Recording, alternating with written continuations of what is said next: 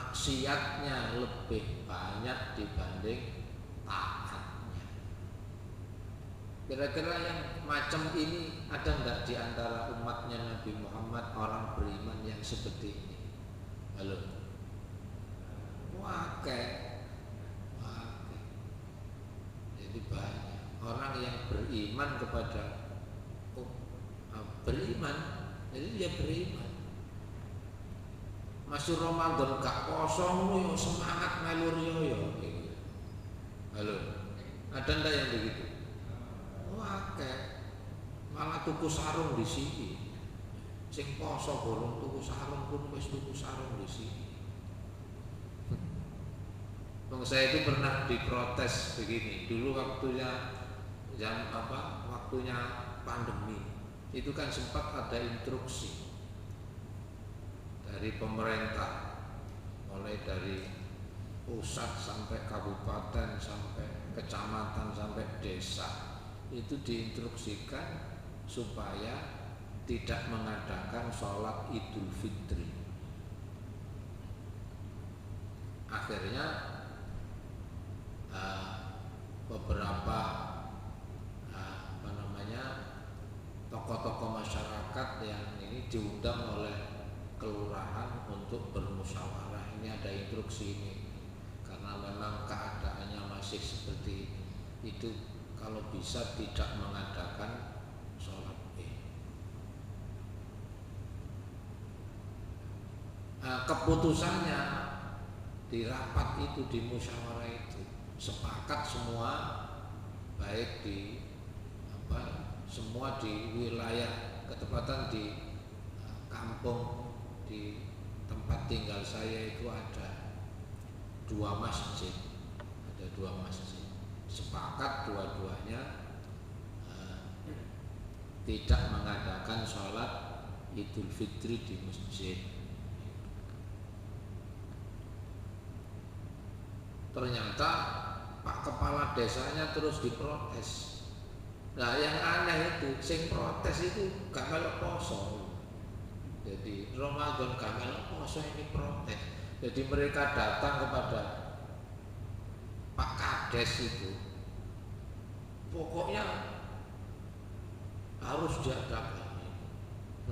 Salah satu alasannya itu ini, lah gini mboten diadakno niku, kula wis kadung tuku sarung. Masa katanya sarungnya tak beli.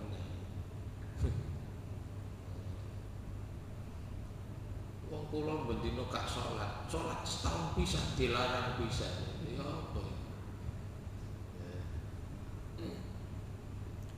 Akhirnya karena diprotes, akhirnya Pak Kepala Desa mengumpulkan tokoh-tokoh lagi.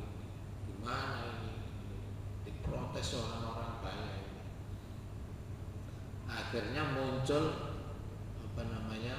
kebijakan baru, diadakan tapi dipecah-pecah.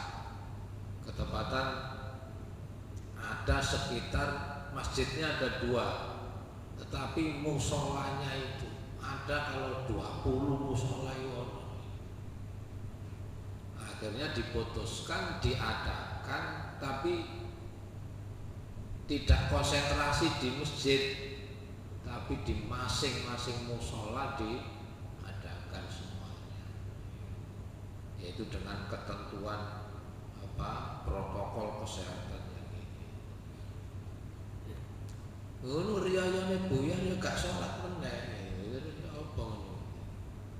Meskipun dibilangi ketika ada acara, misalkan di tetangga itu ada acara syukuran, misalkan walimah pernikahan, itu ya ono tausiah. Yang salah satunya mesti nganjurkan supaya sholat. Ngono ya pancet ae.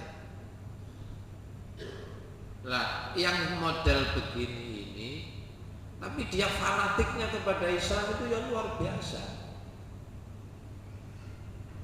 Ini yang disebut di ayat ini umat Nabi Muhammad yang beriman tapi zalim terhadap diri mereka. Iku nek ditimbang akhirat,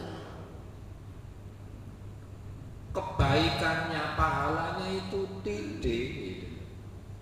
Jadi imannya itu bisa jadi kalau menurut hadisnya riwayat Bukhari nomor 22 itu bisa jadi itu imannya itu hanya ono sing sak biji jagung, ada yang sebesar biji sawi dan sebagainya. Ini kelompok pertama. Loh ini kok ditaruh nomor tak pertama? Bisa jadi orang beriman itu yang zalim ini jumlahnya banyak. Lalu kelompok kedua, wa minhum muqtasidun, dan di antara mereka orang yang percaya kepada Quran ini, yaitu mereka kelompok pertengahan. Siapa kelompok pertengahan itu? Kelompok pertengahan menurut penjelasan mayoritas ulama tafsir, wa annal murada bil muqtasid itu man tasawat hasanatuhu ma'a sayyi'atihi, yaitu orang beriman yang pahala kebaikannya dengan dosa-dosanya itu 50-50. Jadi ditimbang podo. Sebenarnya kalau ditimbang sama, itu berarti orang ini akeh dibanding baiknya. Loh kok bisa begitu? Kalau mengacu kepada surat Al-An'am, Allah menjelaskan man jaa'a bil hasanati falahu asyru amsalihha. Surat Al-An'am ayat 160. Siapa yang berbuat kebaikan itu oleh Allah dicatat 10. Tapi waman jaa'a bisayyi'ati fala yujza illa mislaha. Tapi siapa yang berbuat kejelekan dosa, maka dia tidak dicatat kecuali sesuai dengan kejelekan itu. Artinya kalau dia berbuat dosa sekali, ya dicatat 1. Tapi kalau berbuat baik, nyatetnya itu minimal 10. Coba kalau terus disekor kok skornya sama, itu berarti akeh apa akeh. Sekarang 10 banding 1, dadakno skor akhir sama, itu berarti wis kenemenen wong asli. Tapi karena rahmatnya Allah, umat beriman yang kelompok kedua ini, kalau kelompok pertama zalimun li nafsi ini, nanti di akhirat tidak bisa langsung masuk surga. Tidak bisa langsung masuk. Sing zalimun li nafsi ini nggak bisa langsung masuk surga. Umpama masuk surga, ya setelah mbowis nyenyek neraka iso. Yang dalam hadis riwayat Bukhari nomor 22 bab iman itu disebutkan Allah berfirman, setelah semua penghuni surga masuk surga, setelah penghuni neraka masuk neraka, dalam sekian lama itu Allah berfirman kepada malaikat, malaikat, tolong golek ono wong yang di dalam hatinya itu ada iman. Akhriju minan nar man kana fil qalbihi minal iman. Tolong keluarkan dari neraka orang-orang yang di dalam hatinya itu ada iman. Lah malaikat nyari itu ya tergantung sinyalnya. Nek imane rada terang rada ini ya cepat ketemu. Kalau imannya itu kecil sekali, ya sawe golek. Nah, sedangkan yang kelompok kedua, orang beriman tapi 50-50 tadi itu, nanti di akhirat sesuai dengan surat Al-A'raf. Jadi mereka yang istawat hasanatuhum wa sayyi'atuhum, yang seimbang pahala dan dosanya itu, mereka disebut ashabul a'raf. Mereka itu ditaruh dulu di tempat tinggi namanya Al-A'raf. Di situ wonge oleh Allah itu di istilahnya apa ya? Gak direken. Jadi gak direken, dijarno. Kalau ada orang masuk surga itu kepingin mereka mengucapkan selamat. Lu sampai kok senok kene, bukan. Terus kalau ada orang yang masuk neraka, mereka itu takut jangan-jangan saya dimasukkan neraka. Jadi di situ di tempat Al-A'raf itu, jadi dia tidak masuk neraka, tapi juga sementara tidak boleh masuk surga. Baru setelah gak direken sekian lama itu, akhirnya ono berita pengumuman sampean kabeh dikongkon mlebu swarga. Tapi dibuat menderita dulu batinnya. Istilahnya itu gak diwawu ambek Allah. Di di tempat namanya Al-A'raf. Lah kelompok yang ketiga, wa minhum sabiqum bil khairat, yaitu mereka orang-orang yang sabiqum bil khairat itu artinya yang kebaikannya itu mendahului. Maksudnya mendahului itu baiknya itu lebih unggul dibanding dosa dan kesalahannya. Kalau kelompok yang ketiga ini tidak ngalami penderitaan sama sekali, tidak tidak mampir ke neraka, juga tidak dibikin menderita batinnya, tapi dia langsung digolongkan oleh Allah ashabul jannah.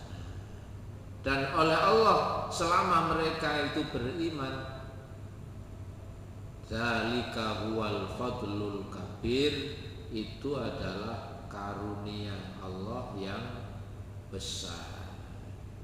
Jadi yang dimaksud sabiqum bil khairat ini qala al jumhurul ulama, berkata jumhurul ulama, yaitu man zadat hasanatuhum ala sayyiatihim, yaitu orang yang kebaikannya lebih unggul dibanding dosa-dosa dan kesalahannya. Mudah-mudahan kita itu masuk rombongan ketiga. Gimana caranya? Kalau dulu pernah banyak salah dosa, ya tobat. Yang sudah ditobati dan oleh Allah diterima tobatnya, itu gak dihitung dosanya itu. Kalau Allah sudah menerima tobat dan Allah ampuni dosanya, maka seperti halnya hadis Nabi, at-taibu minadz-dzambi kaman la dzambalah, bahwa orang yang bertobat dari dosa dan tobatnya diterima oleh Allah itu sama seperti orang yang tidak punya dosa. Karena itu penting kita itu punya amalan-amalan yang bisa menghapus dosa. Ngaji begini ini, itu masuk amalan yang bisa menghapus dosa. Pengumuman masih rotok liar-liar dede. Halo, ngaji begini ini, atau bukan ngaji, misalkan jenengan habis sholat maghrib tidak pulang dulu, nunggu sholat isya, nunggu tok, itu termasuk penghapus dosa. Jadi intidharus sholat ba'da sholat, nunggu sholat setelah dia sholat, itu juga bisa menjadi penghapus dosa. Itu kemurahan Allah namanya. Jadi kemurahan Allah. Makanya mudah-mudahan kita itu digolongkan kelompok yang ketiga.